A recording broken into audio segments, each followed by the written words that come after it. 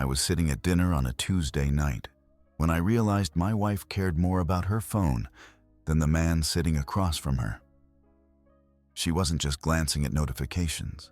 She was actively typing, smiling at the screen, completely absorbed in a conversation that didn't include me.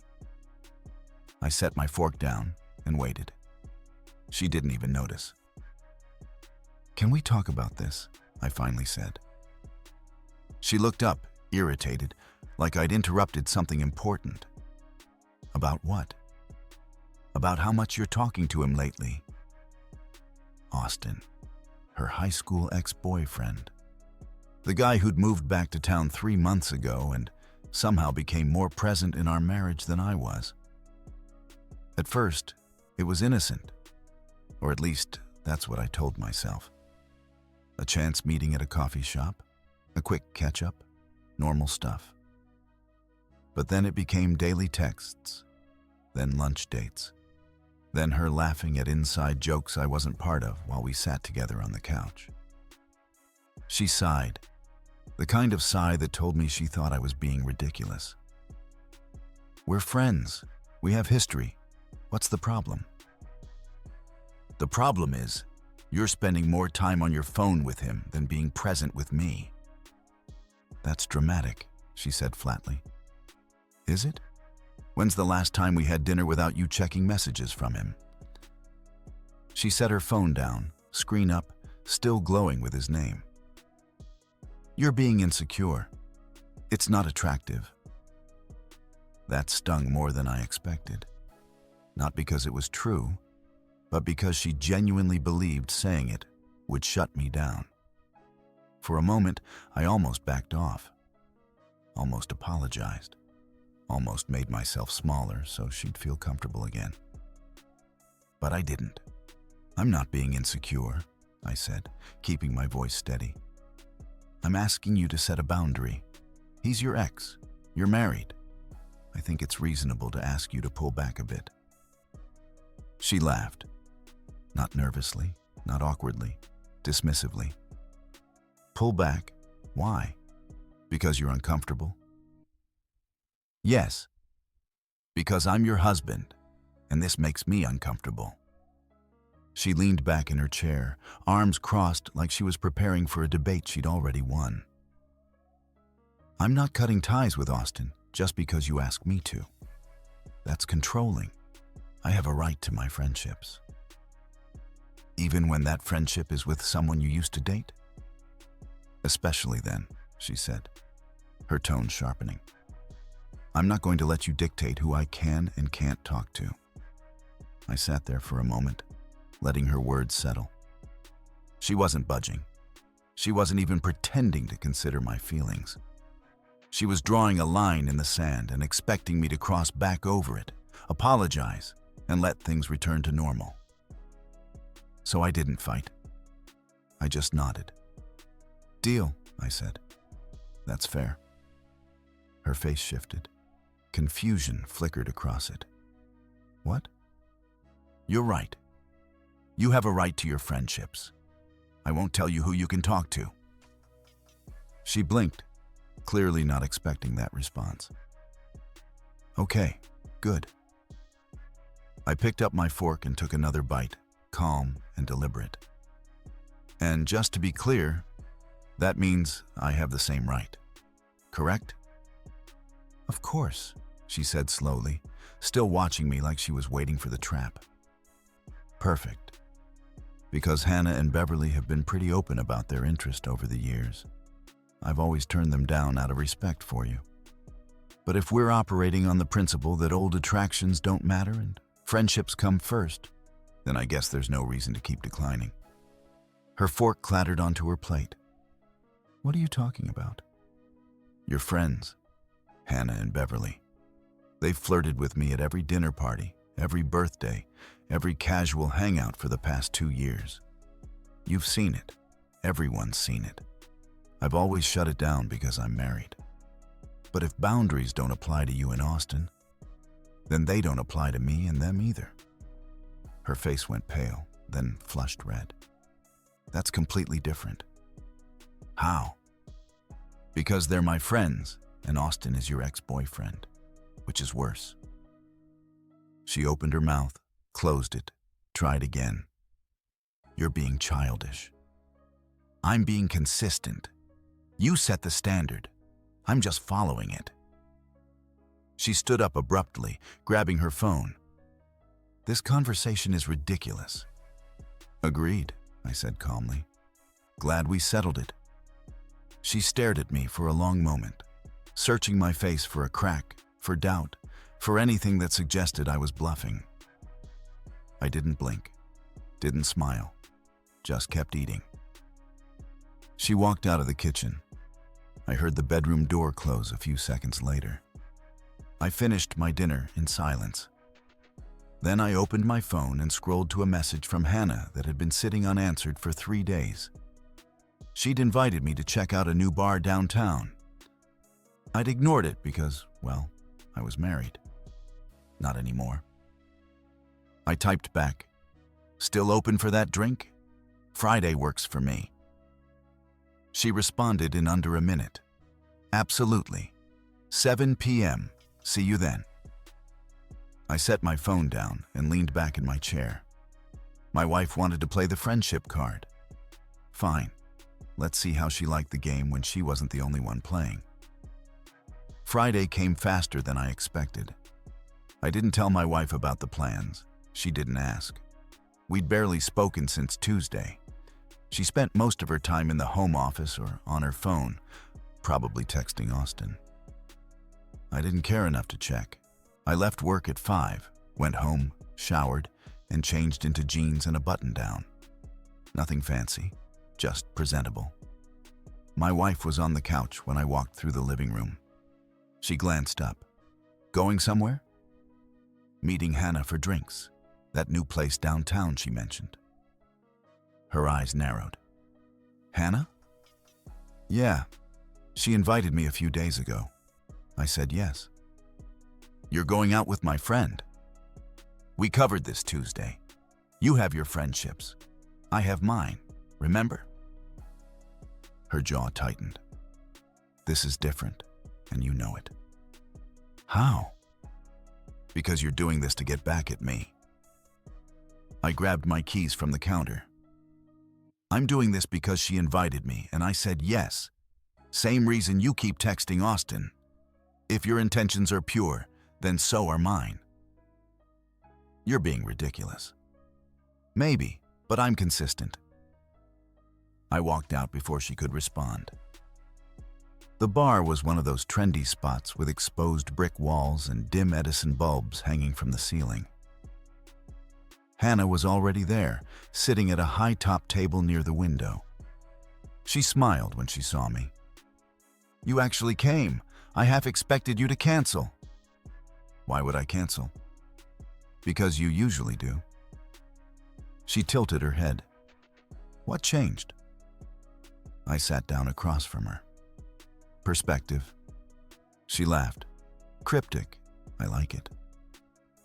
We ordered drinks. The conversation flowed easily. Hannah worked in HR at a tech startup. She was funny, sarcastic, and refreshingly direct after days of cold silence at home. She didn't dance around topics or play games. She just said what she meant. About an hour in, she leaned forward. "So, are we going to talk about the elephant in the room?" "Which is?" "Your wife. The fact that you're here with me. The fact that you've turned me down at least a dozen times over the past 2 years. And now suddenly, you're available." I took a sip of my drink. "She's been spending a lot of time with her ex-boyfriend. I asked her to dial it back. She refused. Said I was controlling for even suggesting it." Hannah's eyebrows raised. "Austin, the high school ex. That's the one." "And she told you to deal with it?" "More or less. She said she has a right to her friendships, and I don't get to dictate who she talks to." Hannah sat back, processing. "So you're here because turnabout is fair play." "I'm here because I wanted to be here. And because she made it clear that boundaries don't apply to her. so they don't apply to me either. She studied me for a moment, then smiled. Well, it's about time you woke up. What's that supposed to mean? You've been a good husband. Too good, maybe. She's gotten comfortable. Comfortable people take things for granted. You think I'm making a mistake? No, I think you're finally standing up for yourself. She raised her glass. Cheers to that. We clinked glasses. Around 9, I paid the tab and we walked outside. Hannah pulled out her phone and snapped a quick photo of us on the sidewalk. Mind if I post this? I shrugged. Go ahead. She posted it to Instagram with the caption, "Good company, good drinks." She tagged me. I didn't think much of it until my phone started buzzing 20 minutes later. My wife called. I answered. Yeah? Are you kidding me right now? What? Hannah just posted a picture of you two. You're on a date. We're having drinks. Same thing you do with Austin. That's completely different. How? Because Austin and I are just friends. And Hannah and I are just friends. What's the problem? The problem is, you're doing this to hurt me. I kept my tone even. I'm doing this because you made it clear that maintaining friendships with people we're attracted to is acceptable. You set the standard. I'm following it. This is insane. You're acting like a child. Funny. You said the same thing Tuesday when I asked you to stop texting your ex. Guess we're both children then. I can't believe you're doing this. I can't believe you're surprised. She was quiet for a moment. I could hear her breathing. So what? You're just going to start dating my friends now? Dating? No. Having drinks with people who invite me. Sure. Same thing you're doing. You're being vindictive. I'm being consistent. There's a difference. If you think this is going to make me stop talking to Austin, you're wrong. I'm not trying to make you do anything. You made your choice. I'm making mine. She hung up. I drove home. She was waiting in the living room when I walked in, arms crossed, face flushed. We need to talk. We just did, on the phone. No, we need to talk like adults. Okay, talk. What you did tonight was disrespectful. What you've been doing with Austin for 3 months is disrespectful. I just leveled the playing field. That's not the same. Then explain how it's different. Use specifics. She opened her mouth, closed it, tried again. Because I'm not trying to hurt you. Neither am I. I'm just accepting invitations from people who want to spend time with me. If that hurts you, maybe you should think about why. Her eyes filled with tears. So that's it. You're just going to throw away our marriage because I won't do what you want. I'm not throwing anything away. You drew a line. I'm standing on the other side of it. If you want to redraw the line, that's your call. But you don't get to have it both ways. She stared at me, waiting for me to crack, to apologize, to back down. I didn't. After a long silence, she turned and walked to the bedroom. The door closed, locked. I sat on the couch, pulled out my phone, and opened Beverly's last message from 2 weeks ago. She'd sent a funny meme about project management fails. I replied, "This is painfully accurate. How's your week been?" She responded almost instantly. Better now that you're actually texting back. What changed? Long story. Coffee sometime? Tomorrow, 10 a.m. See you then. I set my phone down and exhaled. This wasn't about revenge. This wasn't about hurting her. This was about showing her what it felt like to be on the other side of dismissal. And judging by tonight's reaction, she was starting to understand. Saturday morning. I met Beverly at a coffee shop near her apartment. She was already there when I arrived, sitting by the window with 2 cups in front of her. Got you a black coffee? Hope that's still your usual. It is. Thanks. She pushed the cup toward me. So, long story time. I gave her the abbreviated version. Austin, the texting, the dinner conversation, Hannah, the Instagram post, the phone call. Beverly listened without interrupting. When I finished, she leaned back in her chair. Wow, she actually tried to make you feel guilty for doing exactly what she's been doing. Pretty much. That's bold. That's hypocritical. She smiled. Both things can be true. She took a sip of her coffee. How do you feel about all this? Honestly, tired. I spent 3 months watching her prioritize someone else. I asked her once to reconsider. She laughed at me. Now she's upset because I'm not sitting around waiting for her to come back to Earth. You think she will come back to Earth? I shrugged. Maybe, but by then it might be too late. Beverly studied me for a moment. You know what I think? What?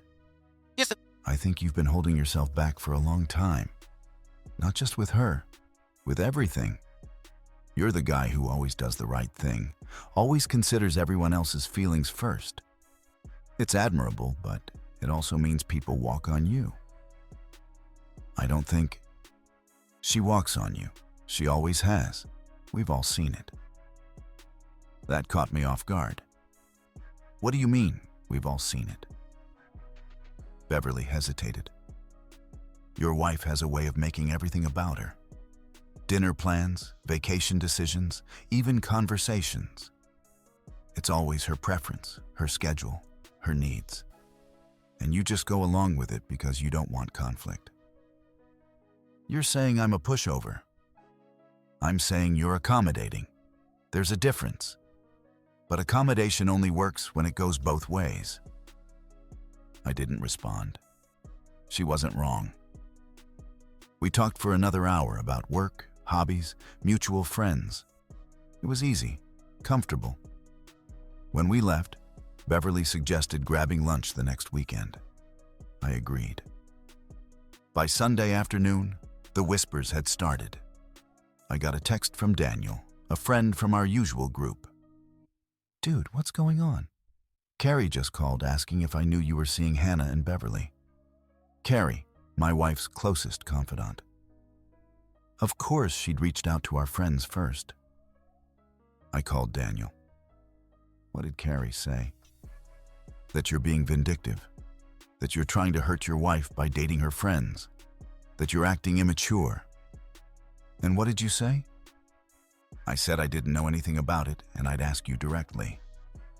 Smart. So what's the truth? I explained. Daniel listened. When I finished, he let out a low whistle. Man, she really tried to spin this, huh? What did you expect? I don't know. But for what it's worth, I don't think you're in the wrong here. If she gets to keep her ex around, you get to grab drinks with whoever you want. Glad someone sees it that way. Most people will, once they hear the full story. He was right. By Monday, the narrative had shifted. Penny, another friend in the group, called my wife out directly in a group chat.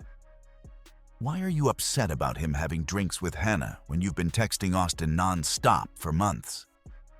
My wife responded, That's completely different. Austin and I are just friends. Penny replied, Then what's the problem with him being friends with Hannah and Beverly? No response. Tuesday evening, I took Beverly to a casual Italian place downtown. Nothing fancy, just pasta and conversation. She was good company, easy to talk to. No games, no hidden agendas. Halfway through dinner, my wife walked in. I saw her before she saw me. She was with Carrie and another friend, Logan. They'd clearly chosen this restaurant on purpose. It wasn't a coincidence. Beverly noticed my expression. What's wrong? My wife just walked in. Beverly glanced over her shoulder. Oh, well, this should be interesting. My wife spotted me a few seconds later. Her face went pale, then red. She said something to Carrie, then started walking toward our table. I set my fork down. Here we go. She stopped at the edge of the table. Seriously? You're taking her to our favorite restaurant?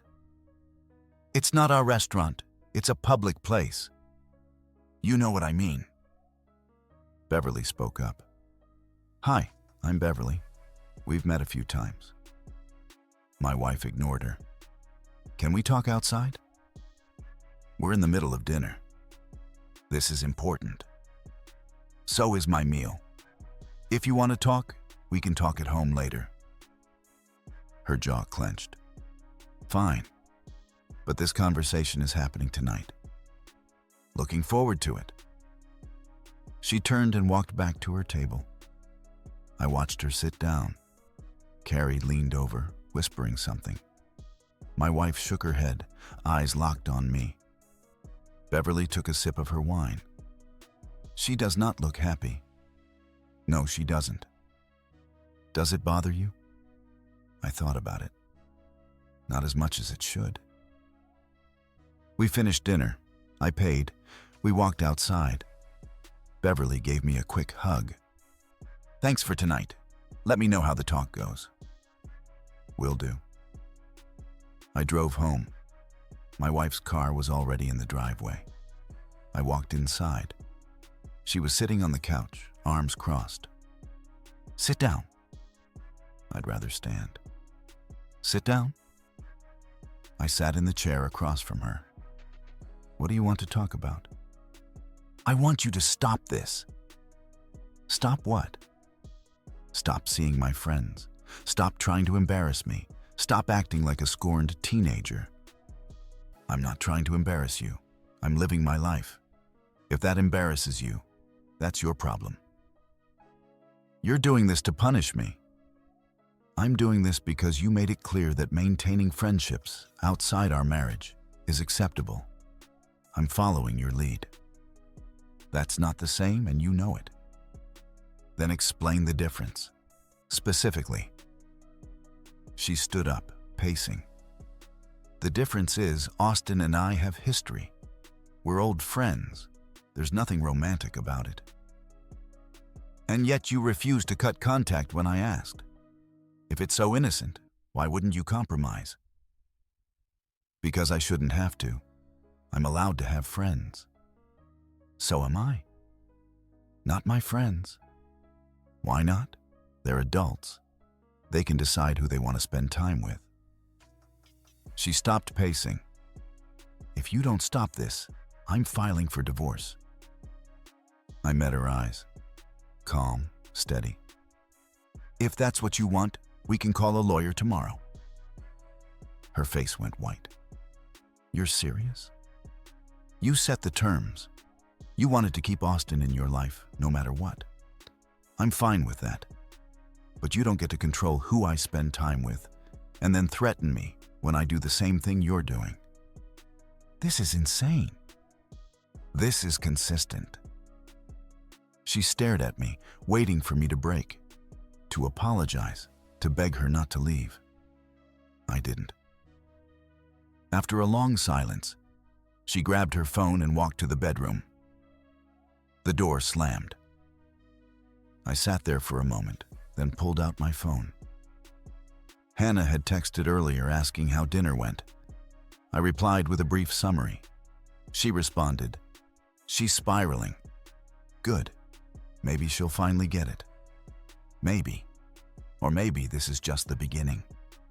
Wednesday morning, exactly 1 week after our dinner table conversation, my wife didn't go to her home office.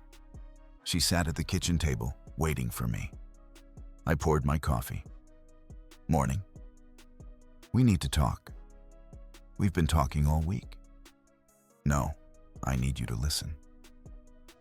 I sat down across from her. She looked exhausted, dark circles under her eyes, hair pulled back in a messy bun. She'd been crying. "I'll cut contact with Austin." I took a sip of my coffee. "Okay." "That's it? Just okay?" Want me to say? "I want you to stop seeing Hannah and Beverly." I set my cup down. "No." Her face crumpled. "Why not? I'm giving you what you asked for." "You're giving me what I asked for a week ago, before you laughed at me, before you told me I was controlling, before you made it clear that my feelings didn't matter." I was wrong. I see that now. You see it now because I stopped playing by your rules, not because you actually understood why it bothered me. That's not fair.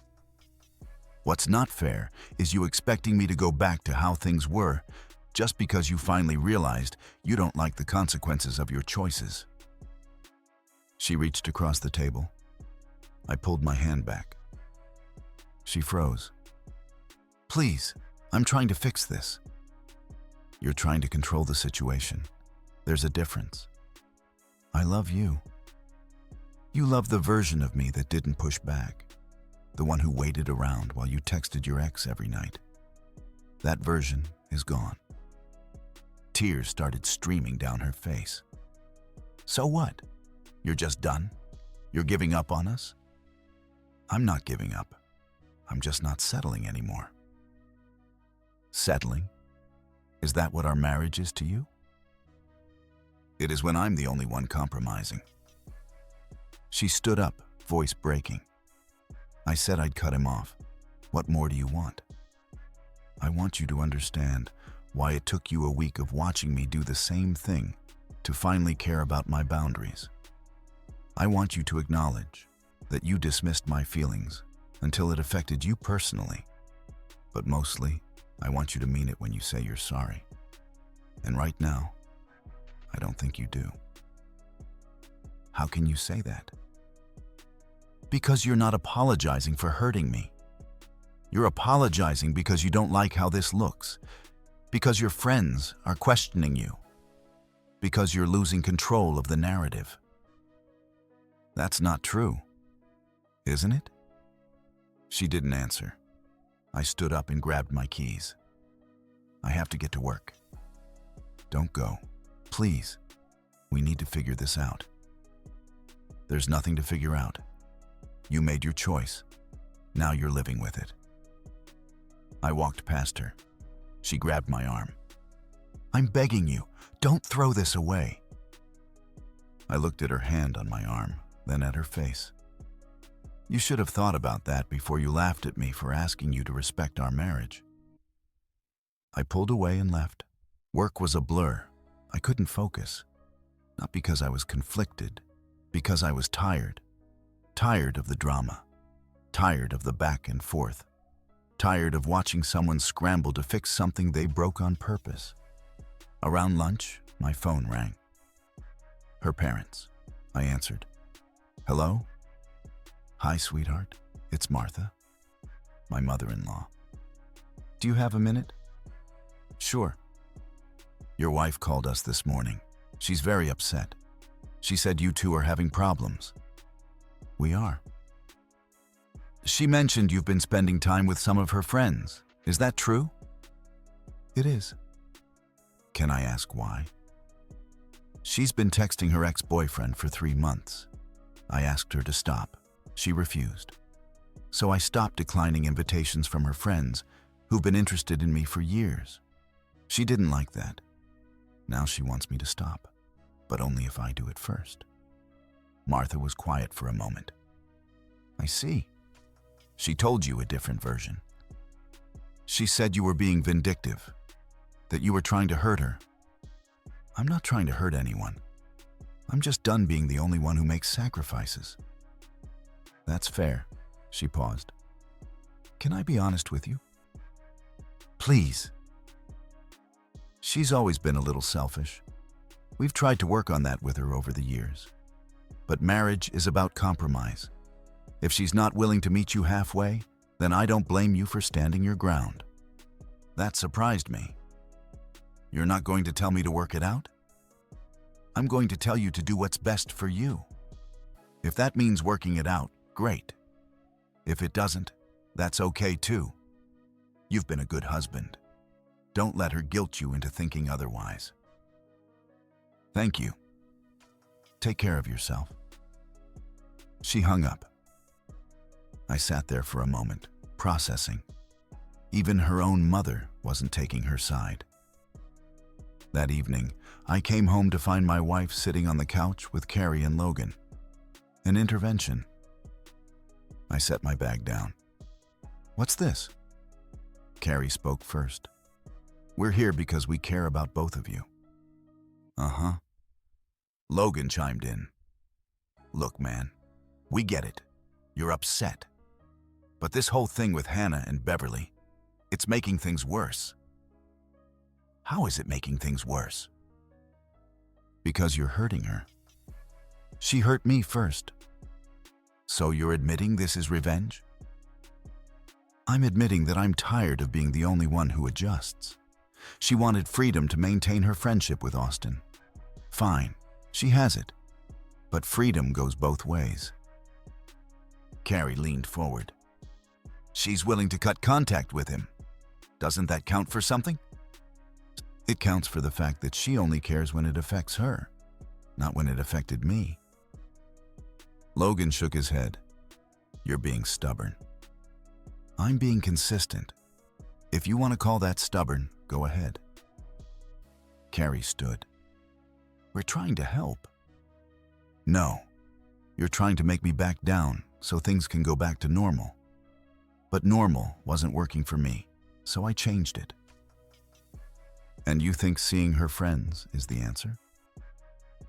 I think doing what she's been doing is fair.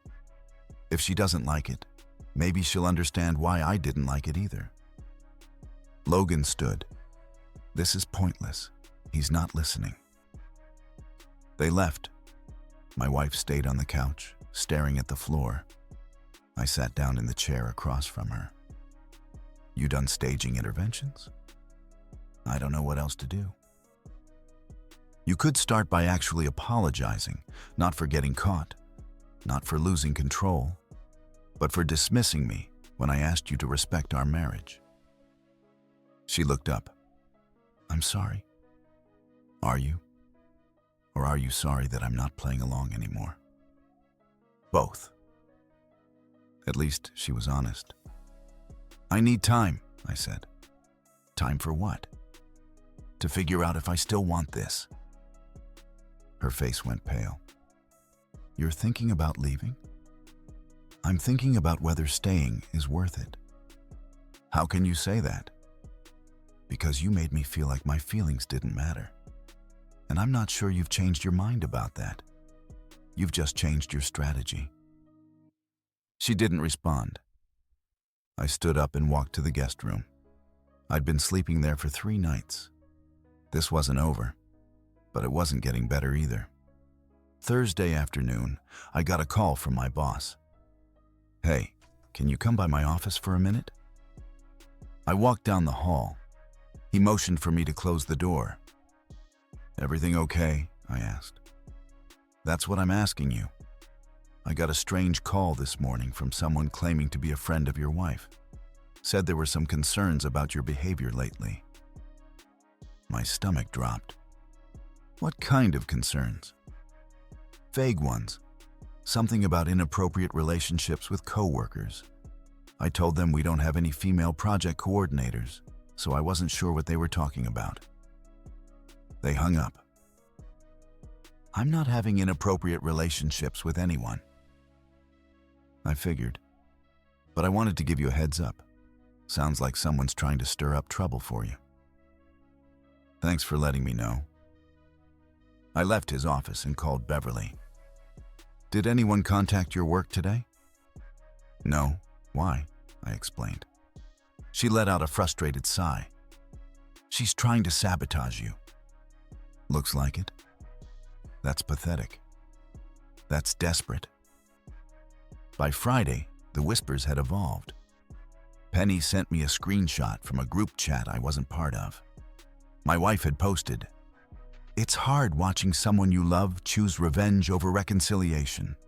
I tried to fix things. He's more interested in hurting me." Penny's message, "Thought you should see this. She's playing victim." I didn't respond to the group chat. I didn't need to.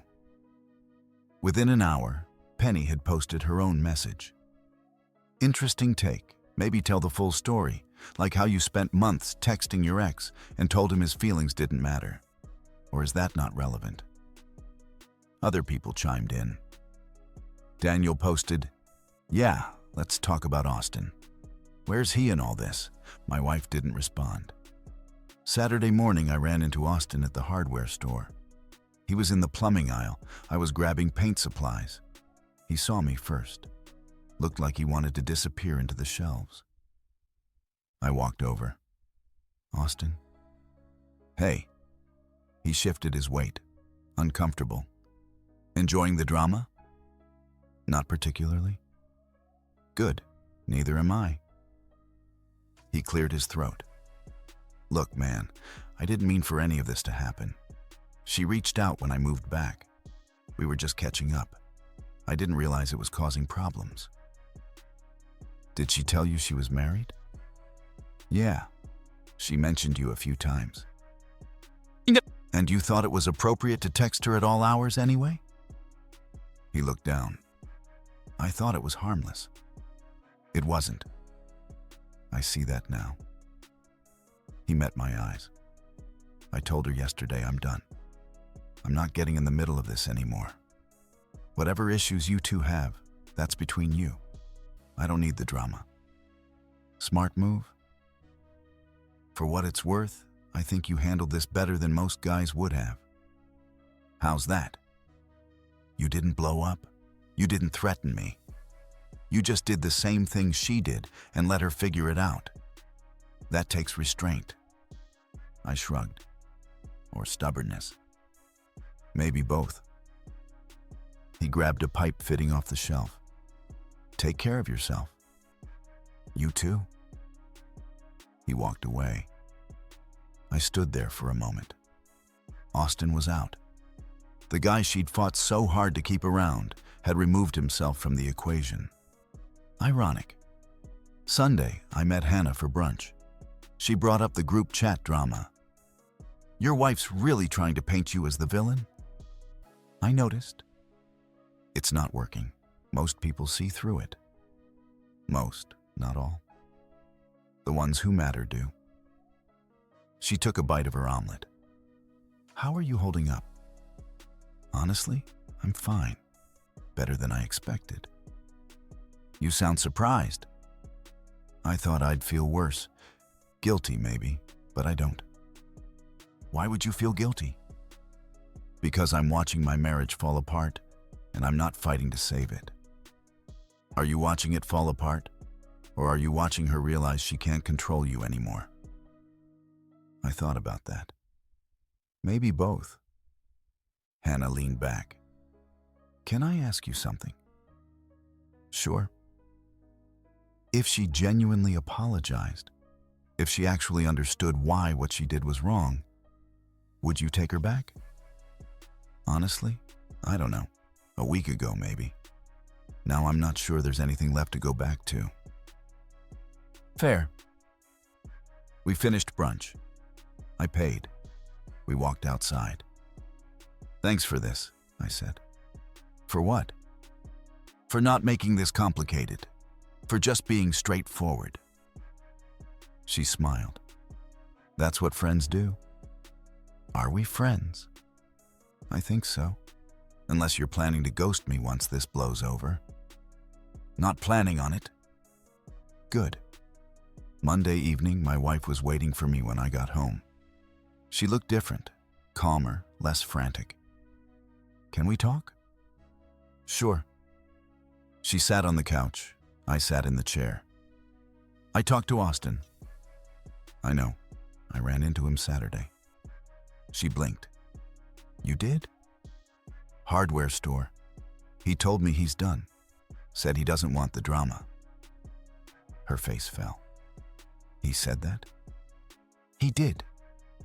She stared at the floor. So I lost you both. You didn't lose Austin. You never had him. He was a distraction, a way to feel wanted without actually committing to anything. That's not fair. It's accurate. She looked up. I know I messed up. I know I hurt you. But I don't understand why you won't even try to forgive me. Because forgiveness requires trust.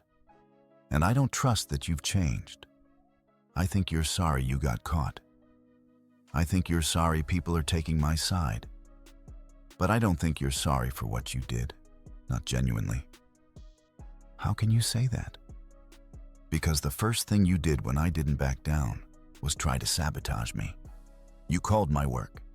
You posted in group chats trying to make me look vindictive. That's not someone who's sorry. That's someone who's angry they lost control.